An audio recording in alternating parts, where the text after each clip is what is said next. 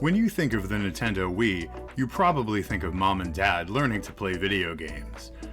JRPGs probably aren't the first thing that comes to your mind. Well, I'm here to share with you 7 incredibly expensive Nintendo Wii JRPGs. Let's get into it. By the way, weren't these commercials just epic?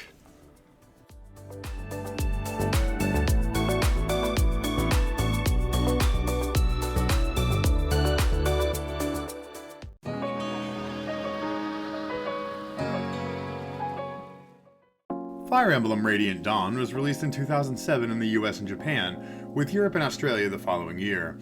It is a direct sequel to The Path of Radiance.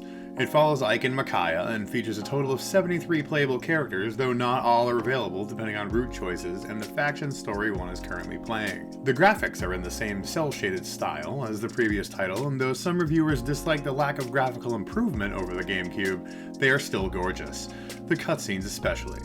The combat is tight as ever, and there are some truly memorable battles. The first time seeing 2 armies of Pegasi?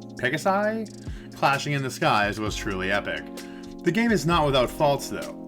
This was the first title to fully introduce the shorter form conversations between characters. People are still complaining about those today in Fire Emblem Engage. There was a crippling bug in the otherwise cool carryover functionality of the data from the previous game. If you had an easy mode save file though, it would cause the game to freeze and be unplayable. Being before the advent of online updating, customers had to send the disc back to be replaced or do without the feature. To walk down the Path of Radiance into the Radiant Dawn will cost you $105 for a complete in-box copy.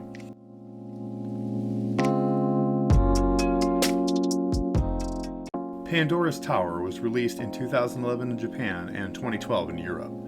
The game was not planned for a North American release, but it was demanded alongside Xenoblade Chronicles and The Last Story in the Project Rainfall campaign. Nintendo eventually caved, and Xseed was selected to publish the game.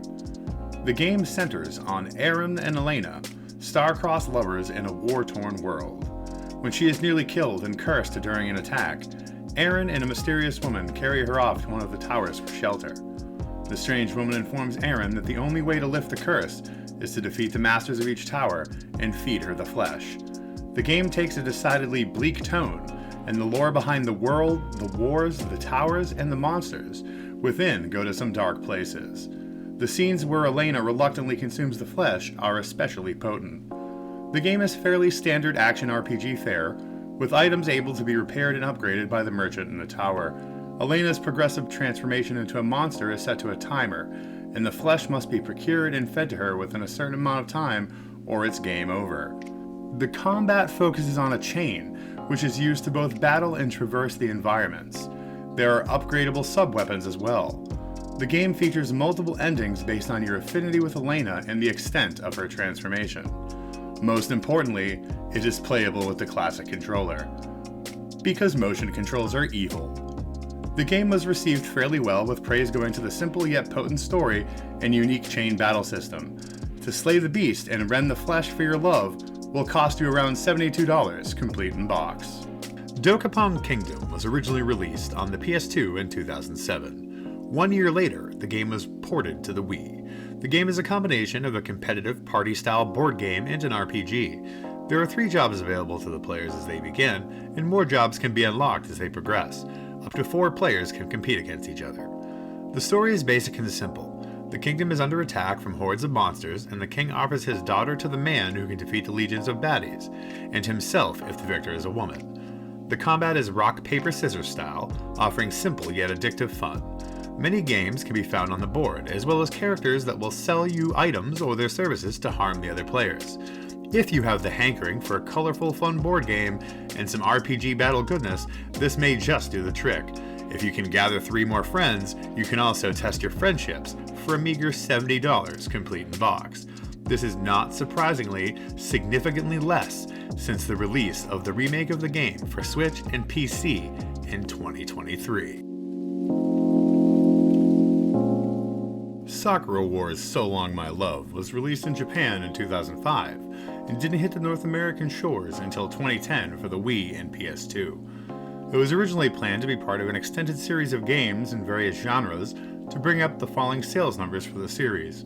Though received well, the game sold poorly and the series went into hiatus until the soft reboot in 2019. In the game, you lead your team of all-female mech pilots to stop, you guessed it, Oda Nobunaga himself, from taking over New York and the world. The game features the classical combination of tactical role-playing, visual novel, and dating sim elements the series is known for.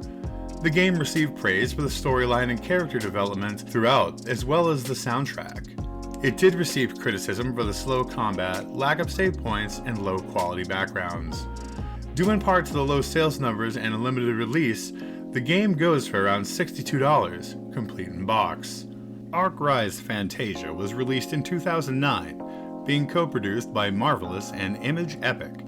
Legend has it, Nintendo approached the two companies about working together to bring a high-quality RPG to the Wii, which was sorely lacking in them. The game was worked on by a team featuring writers, artists, and producers from the Tales series and Luminous Arc. The story follows Lark Bright Lagoon, and an interesting cast of characters as they fight off an invasion of fell dragons and the slow crystallization of the world around them. The combat system is intriguing, featuring a materia-like system for magic, adding in item degradation mechanics to it. It also featured combo attacks between characters and the ability to summon magical creatures to help in combat. The game sold very poorly, prompting Yasuhiro Wada to speak about third-party games selling poorly on the Wii compared to other platforms. Though praised for the combat, the game attained meme status with the extremely bad and lazy English voice acting. You can localize this game into your collection for about $66, complete in box. Sheeran The Wanderer released in 2008 in Japan and 2010 in North America for the Wii. The game is a direct sequel to Magic Castle of the Desert on the Game Boy Advance. The adorable and iconic Kappa and Sensei join Sheeran once again, this time to unravel the secrets of the Karakura Mansion. The game features that same beloved dungeon crawling experience, new monsters, and a new tool upgrade system. An easier difficulty was included so that newer players would not lose their items when dying in a dungeon. One important thing of note revealed by Sega later on was that Atlus had insisted on not using the motion controls of the Wii in the game's development, instead focusing on a control scheme centered around the analog sticks. Classic controller compatibility was available as well, and was later mentioned as the ideal way to play the game by Atlus. As an eternal critic of motion controls, I can totally get behind this. You can wander with Sheeran and Kappa to your heart's content for around $64, complete in box. The last story was released in 2011 in Japan and in the West in 2012 after the efforts of Operation Rainfall. The game has a star-studded development team, including composer Nobuo Uematsu and artist Kimihiko Fujisaka. It was directed by the famed Hironobu Sakaguchi. The story follows Zael and Callista as they fight against the draining of the world and invasion by the wicked Garak.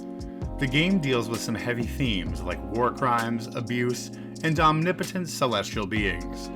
The combat features action, tactics, and stealth-based mechanics and reminds me a bit of the combat in the acclaimed MMO Final Fantasy XIV. The player directly controls Zael, and the AI controls the actions of other party members. One thing of note is the game featured a robust online mode, where players could compete against one another or work together to defeat massive bosses. Items themed around the boss were given as rewards for successful completion. This was unheard of at the time on the Wii and offered a unique experience to players on the console.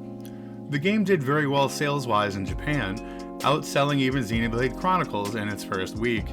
It did well in the West as well, with Xseed saying it was its most successful title to date.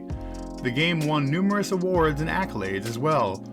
You can make the last story your story for about $63, complete in box. Though the Wii didn't have many JRPGs, there were some truly great games released for it. These were just a few. What other valuable Wii RPGs do you have in your collection? Let us know in the comments. If you like what we're doing on the channel, please drop us a like on the video and subscribe. Until next time, stay creepy.